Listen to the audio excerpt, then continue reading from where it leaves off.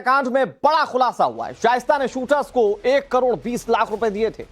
शाइस्ता तक हवाला से यह मोटी रकम पहुंचाई गई थी, जहां जनवरी 2023 में शौलत हनीफ, जो कि अतीक के वकील हैं, उन्होंने ये पैसे पहुंचाए थे। माफिया अतीक का वकील शौलत हनीफ खान मोबाइल से बरामद चैट में यह बड़ा खुलासा हो रहा है, जहां शौलत की सीजेएम कोर्ट में आज पेशी होनी है और रिमांड की अर्जी जो मांगी गई है जांच टीम की ओर से, उस पर सुनवाई हुई। उमेश पाल किडनैपिंग केस में पहले से ही उम्र कैद की सजा हुई है, लेकिन अब मुश्किलें शौलत हनीफ की बढ़ती जा रही है।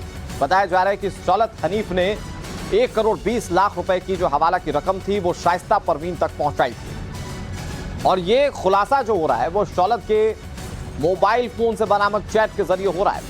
कानूनी तौर पर ये शौलत हनीफ ही हैं जो कि अतीक अहमद को इंस्ट्रक्ट किया करते थे, एडवाइजरी दिया करते थे, और अब तो ये समझ में आ रहा है कि कैसे अतीक के पूरे काले साम्राज्य में इनका भी योगदान है, क्योंकि बताया जा रहा है जो चैट के जरिए खुलासा हुआ है, शाइस्ता ने शूटर्स को 1,20,00,000 रुपए दिए थे और शाइस्ता तक ये हवाला की मोटी रकम पहुंचाई गई थी शौलत हनीफ की ओर से। जनवरी 2023 में उन्होंने ये पैसे पहुंचाए थे। हमारे साथ दो सहयोगी जुड़ गए।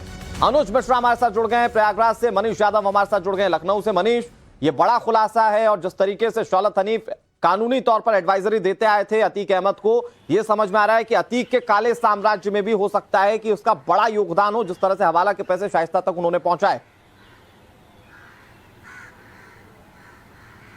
देखिए, ये तो प्रमाणित हो गया अनुराग कि वो अपराध के मामलों में भी सलाहकार थे। उमेश पाल अपहरण कांड की साजिश उन्होंने रची थी, जिसके चलते उम्रकैद की वो सजा काट रहे हैं। अब कस्टडी रिमांड में लेने की पुलिस उनकी तैयारी कर रही है, क्योंकि उनके मोबाइल रिकॉर्ड में कुछ ऐसी चीजें मिली हैं जो इशारा करती हैं कि उमेश पाल की हत्या में भी उनकी बराबर की भूमिका थी। असद को उमेश पाल की तस्वीर भेजना उसी रणनीति का हिस्सा था, उसी साजिश का एक हिस्सा था। पैसे लेकर इधर से उधर पहुंचाना, वो भी शौलत हनीफ खान का, उसमें भी नाम सामने आया है। कई ऐसे दस्तावेज मिले हैं शौलत हनीफ के यहाँ से, जो रेड पड़ी थी ईडी की, उसमें जो रियल एस्टेट से तमाम जुड़े कारोबार हैं उसके दस्तावेज मिले, उसमें भी उनकी भूमिका थी। पैसे को इधर से उधर भी किया करते थे। तो लीगल एडवाइजर, इन्वेस्ट एडवाइजर और क्राइम एडवाइजर, ये तीनों भूमिकाएं शौलत हनीफ निभा रहे थे। और अब पुलिस कस्टडी रिमांड में लेकर वो सच उगलवाएगी। क्यों तस्वीर भेजी गई थी उमेश पाल की असद को, क्यों ये पैसे जो है कहाँ से इकट्ठा किए गए थे। एक जो मैसेज चैट है उसमें नाम लिखा है रिसीवर नेम शौलत हनीफ। तो ये पैसे कहाँ से लिए जाने थे और कहाँ को भेजे जाने थे, और क्यों इस पैसे का इस्तेमाल किस काम के लिए किया जाना था।